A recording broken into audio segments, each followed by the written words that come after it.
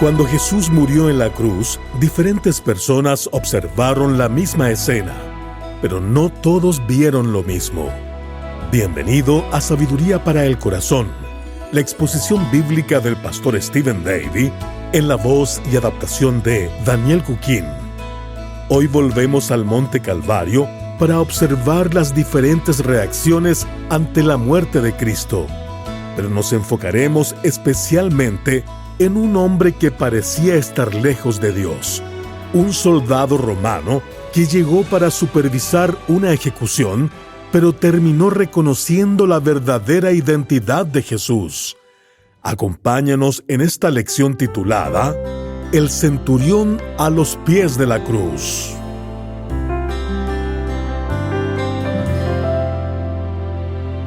En 1927, el famoso poeta T.S. Eliot se convirtió al cristianismo, lo que sorprendió mucho a sus amigos y colegas. Él aceptó la divinidad de Cristo y el Evangelio de la Gracia, y con el tiempo llegó a convertirse en uno de los poetas más influyentes del siglo pasado. Más adelante, él escribiría con bastante valentía que, en su opinión, el rechazo del Evangelio había llevado al deterioro cultural y a la decadencia moral. Esa era su opinión acerca del mundo que lo rodeaba hace unos 100 años, así que imagínate ahora. Antes de su conversión, Eliot pertenecía a un grupo informal de artistas, escritores e intelectuales, pero cuando ellos se enteraron de que se había convertido en cristiano, muchos de ellos no quisieron tener nada más que ver con él. De hecho, un artículo que leí decía que sus amigos reaccionaron con asombro y rechazo ante su conversión. Virginia Woolf, famosa escritora y una de las líderes de este grupo, visitó a Eliot en su casa, se sentaron junto a la chimenea y allí él le contó acerca del cambio que había ocurrido en su vida. Pero en lugar de mostrar interés, ella más tarde le escribió a una amiga y le dijo: «Acabo de tener la conversación más vergonzosa y angustiante con Tom Eliot. Desde este día en adelante podemos considerarlo muerto para todos nosotros. Se ha convertido en creyente en Dios y ahora va a la iglesia». Quedé impactada. Quiero decir, hay algo obsceno en que una persona esté sentada allí junto al fuego creyendo realmente en Dios.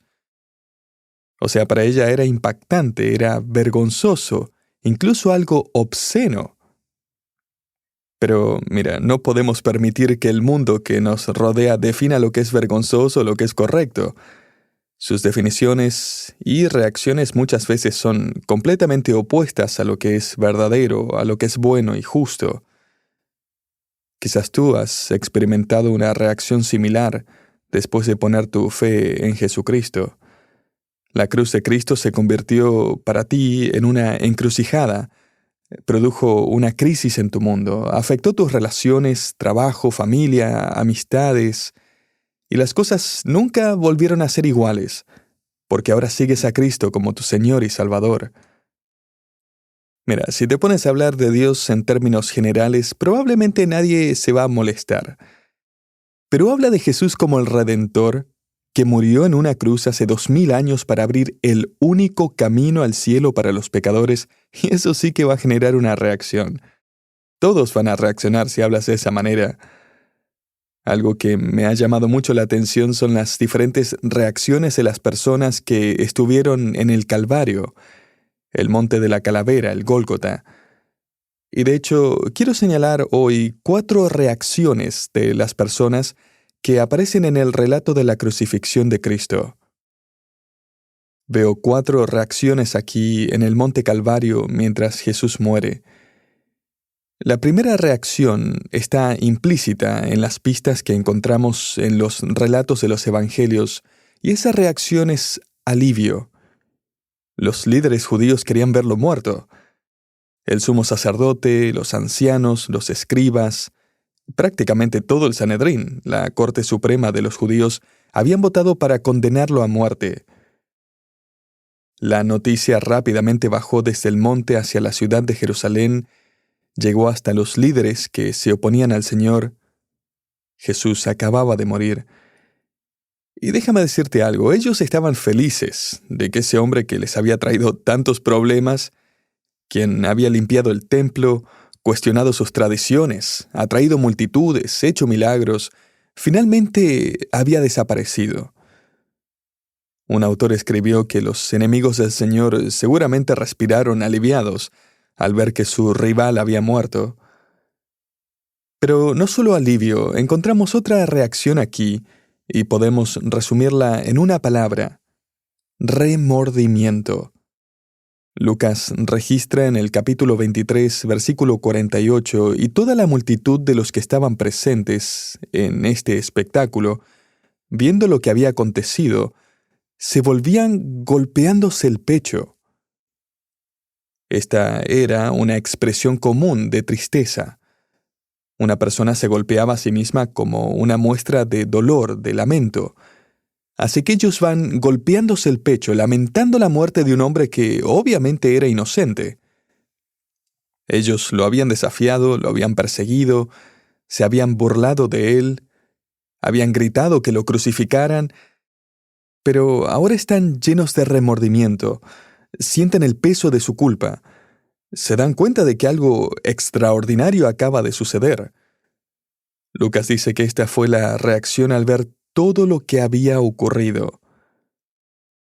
En otra ocasión compartí que tuve la oportunidad en Israel de conversar con una joven que atendía una tienda de recuerdos. No había nadie más en la tienda, así que comencé una conversación con ella acerca de Jesús. En un momento le pregunté: dime, ¿cuál es la razón principal por la que no crees que Jesús es el Mesías? Y sin dudarlo me respondió: porque murió. Incluso se rió un poco, como si la respuesta fuera demasiado obvia.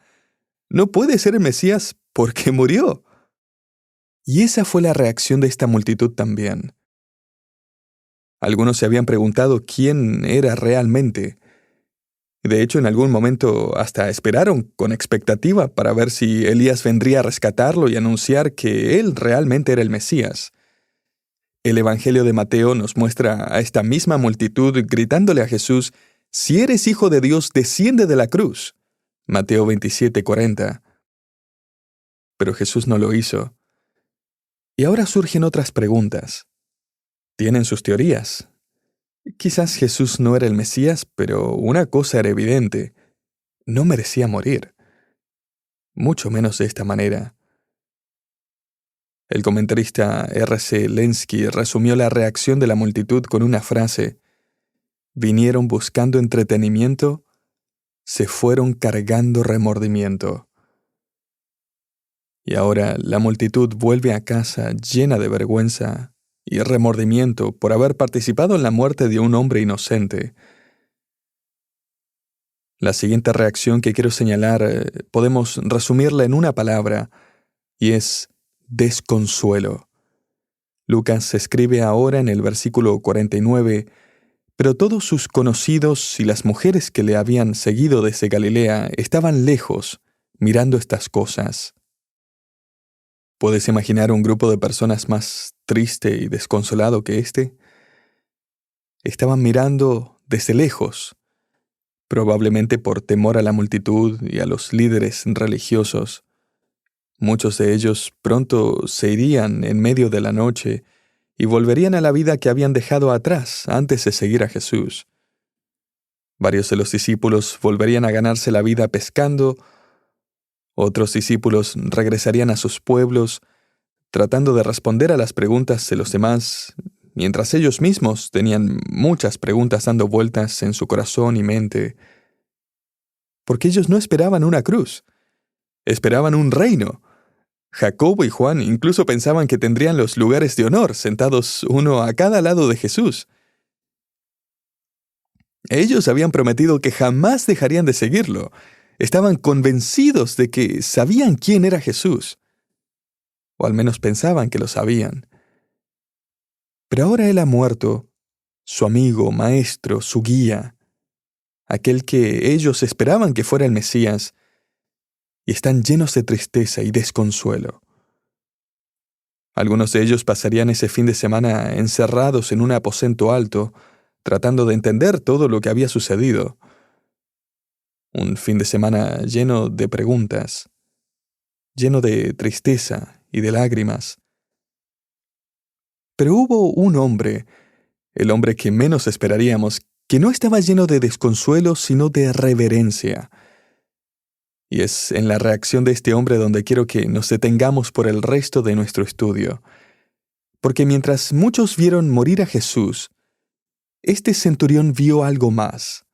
Lucas registra en el versículo 47, cuando el centurión vio lo que había acontecido, dio gloria a Dios, diciendo, verdaderamente este hombre era justo. Él dio gloria a Dios. La palabra que Lucas usa para dar gloria es doxazo, y significa alabar el carácter, la grandeza de Dios. Es de ahí que viene nuestra palabra doxología, que usamos hoy para referirnos a un canto de alabanza a Dios Padre, Hijo y Espíritu Santo. Este hombre está alabando a Dios. ¿Y por qué? Porque él reconoce que Jesús es un hombre inocente. Literalmente está diciendo que Jesús es justo. Él es el justo. Más adelante en el libro de Hechos, esta expresión se convertiría en un título mesiánico para Jesús. Él es el justo, dice Hechos 3:14. Antes de morir como mártir, Esteban predicó acerca de Jesús y lo llamó el justo, Hechos 7. Y más adelante, en Hechos capítulo 22, después de que Pablo se encuentra con el Señor, resucitado en el camino a Damasco, Ananías confirma el testimonio de Pablo diciéndole, tú has visto al justo. Solo ha existido un hombre verdaderamente justo en toda la historia, y ese hombre es Jesús. Así que piensa en esto, el primer servicio de adoración después de la muerte del Señor no ocurrió en un templo, no ocurrió en una sinagoga, no ocurrió en una iglesia, ocurrió al pie de la cruz. Y no fue dirigido por un líder judío preparado y reconocido, sino por un duro centurión romano que creyó. Ahora, ¿qué fue lo que llevó a este hombre a esa conclusión? Lucas lo explica de la siguiente manera. Cuando el centurión vio lo que había acontecido, dio gloria a Dios. Hace un momento mencioné que la multitud estaba llena de remordimiento por lo que había visto. Esa palabra ver tenía la idea de observar algo y tratar de sacar una conclusión, de formar una teoría. Pero aquí, en el versículo 47, Lucas usa otra palabra. Es una palabra que significa percibir, ver con entendimiento, interpretar correctamente lo que uno está viendo. Nosotros diríamos que entendió lo que estaba pasando, o como decimos comúnmente, conectó los puntos. Por medio de la obra del Espíritu Santo, este hombre tomó todas las piezas del rompecabezas, todas las piezas que tenía frente a él, y las unió. Esa misma palabra aparece en Mateo capítulo 5, versículo 16, donde Jesús les dice a sus seguidores, «Así alumbre vuestra luz delante de los hombres, para que vean vuestras buenas obras y glorifiquen a vuestro Padre que está en los cielos». Mira, las personas van a ver la manera en que vives, y algunas de ellas van a conectar los puntos, van a darse cuenta de que en realidad no se trata simplemente de tus buenas obras, se trata del Dios en quien crees, el Dios que te da el poder para vivir una vida que produce buenas obras.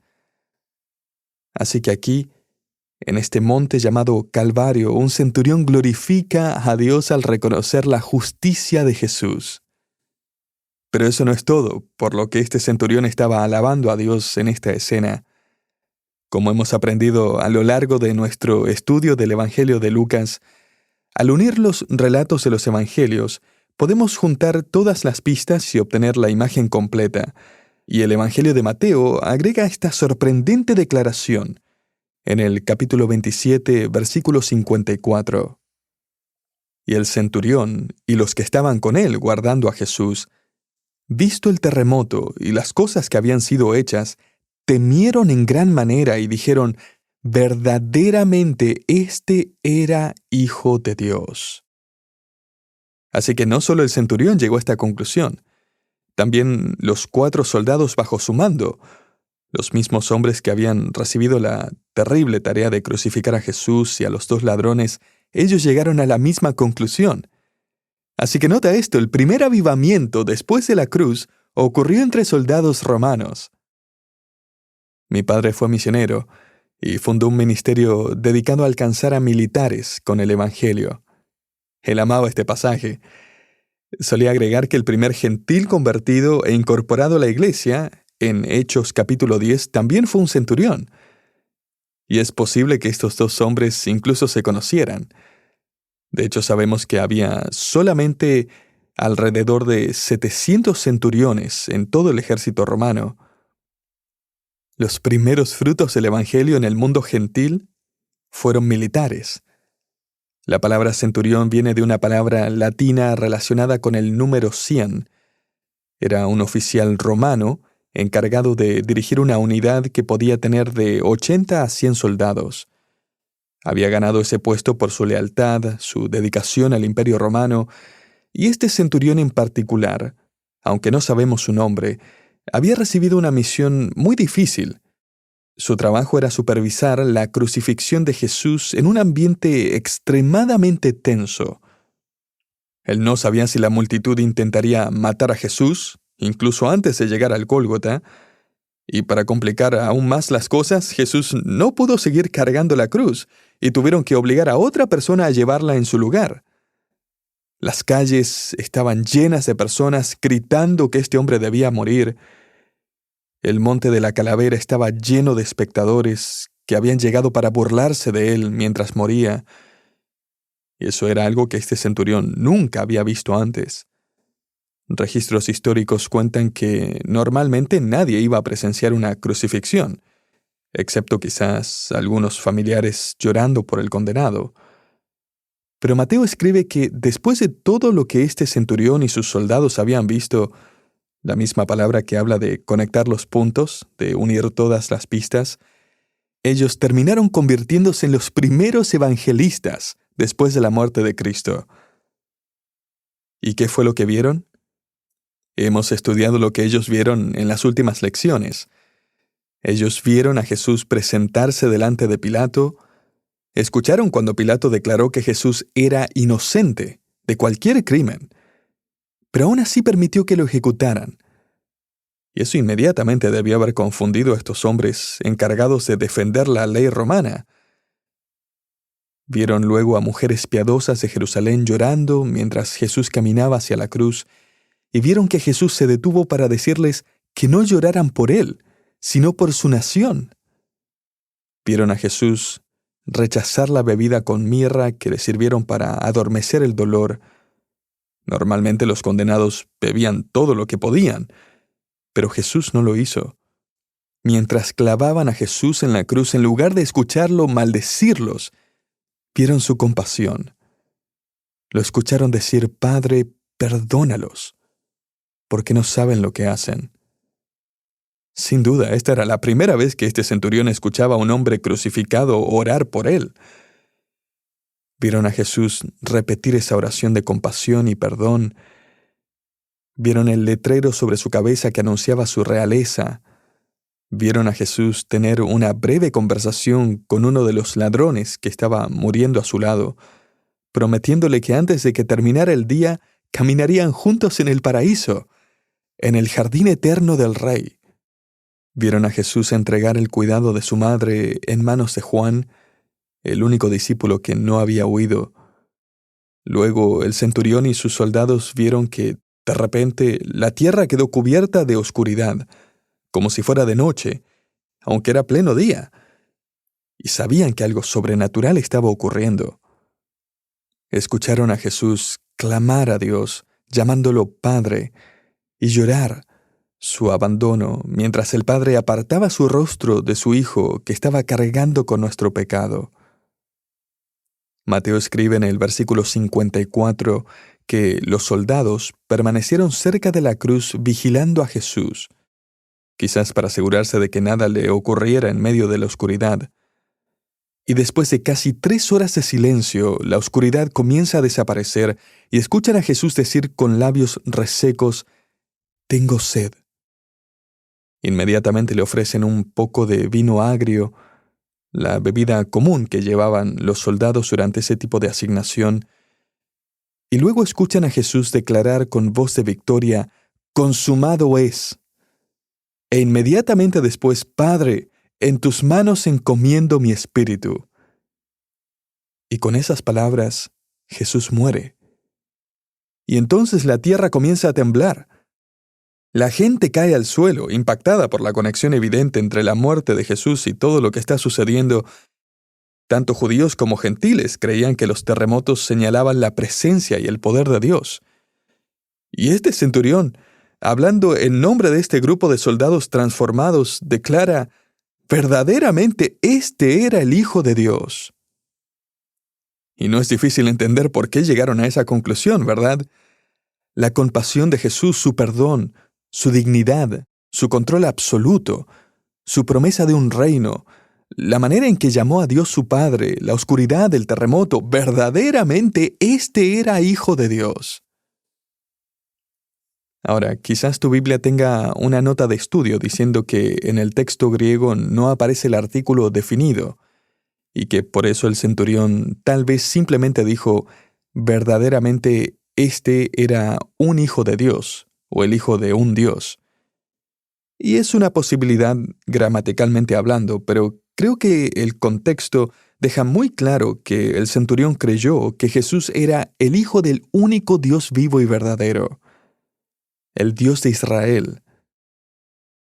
La ausencia del artículo definido no significa necesariamente que el centurión dijo un Dios, en lugar de Dios. De hecho, Lucas se refiere al Señor muchas veces de esta misma manera, para enfatizar el título de Hijo, Hijo de Dios. Por ejemplo, en Lucas capítulo 1, el ángel viene a María para anunciarle el nacimiento sobrenatural de Jesús. El Espíritu Santo obraría en ella, de tal manera que este niño recibiría una naturaleza humana de María, pero su naturaleza no estaría contaminada por el pecado heredado de Adán a través de un hombre. Jesús tendría una verdadera naturaleza humana de parte de su madre, pero no una naturaleza pecaminosa, heredada por su padre. Y el ángel le dice a María en el versículo 35 que este niño sería llamado Hijo de Dios. Y aquí tampoco aparece el artículo definido. También en el Evangelio de Mateo vemos cuando Jesús camina sobre el agua en medio de la tormenta y los discípulos están en la barca pensando que se van a morir, y Jesús llega, calma la tormenta con una sola palabra, y los discípulos dicen, verdaderamente eres el Hijo de Dios. Y tampoco aparece el artículo definido allí en griego. Y me parece interesante que en ese pasaje las notas de estudio de mi Biblia no sugieren que los discípulos dijeron, verdaderamente eres un hijo de Dios, o el hijo de un Dios. Es claro que dijeron, eres el Hijo de Dios. Y esa es la misma frase que dice el centurión. Verdaderamente este era Hijo de Dios. No pude evitar pensar en el testimonio de este centurión y el ladrón que murió junto a Jesús. Y es que el ladrón creyó en Jesús, aunque Jesús estaba a punto de morir. Y el centurión creyó en Jesús, aunque Jesús acababa de morir. Ambos vieron con los ojos de la fe. Y para este centurión, esa confesión cambiaría toda su vida. Sería una confesión peligrosa. César exigía la máxima lealtad de sus comandantes militares. De hecho, le atribuían divinidad, y una vez al año cada ciudadano debía ir a un templo y ofrecer incienso en honor a la divinidad del César. Luego recibía un certificado de los sacerdotes del templo, confirmando que había cumplido con su deber. Así que imagínate todo lo que este centurión podía perder. Pero ahora imagina todo lo que acababa de ganar. Para siempre. Hace un tiempo leí acerca de un pastor que fue en un viaje misionero a Malasia. Mientras estaba allí, sirvió en una iglesia que estaba creciendo y que enseñaba fielmente la Biblia. En uno de sus servicios, una adolescente compartió con la congregación acerca de su fe en Cristo, y luego la iglesia celebró su testimonio mientras ella era bautizada durante el servicio. Pero este pastor notó algo extraño. Había un par de maletas viejas apoyadas contra la pared de esa pequeña iglesia, cerca de las puertas traseras. Cuando le preguntó al pastor por qué estaban allí esas maletas, él señaló a la joven y le dijo: su padre le dijo que si se bautizaba como cristiana, jamás podía volver a casa. Así que trajo sus maletas. El centurión, con esta declaración y esta decisión, él ya había armado sus maletas. La tradición de la iglesia dice que su nombre era Longino, y según la tradición, más adelante se uniría a la iglesia en Jerusalén. También sería llamado a testificar acerca de los extraños acontecimientos y milagrosos acontecimientos que rodearon la crucifixión del Señor Jesús. Y porque rehusó negar lo que había visto mientras Cristo estaba en la cruz, y porque también rehusó negar la resurrección de Jesús, perdió su trabajo, perdió su reputación y finalmente perdió su vida también. Llegó a ser uno de los primeros mártires en la historia de la iglesia. Él fue el hombre que dirigió el primer servicio de adoración después de la muerte de Cristo, por así decirlo, y declaró con asombro el Evangelio a los pies de la cruz. Que es verdad, que Jesús es el justo, sin pecado. Él es el Rey soberano. Y con asombro y alegría hoy también nos unimos a su declaración y decimos: verdaderamente Jesús es el Hijo de Dios.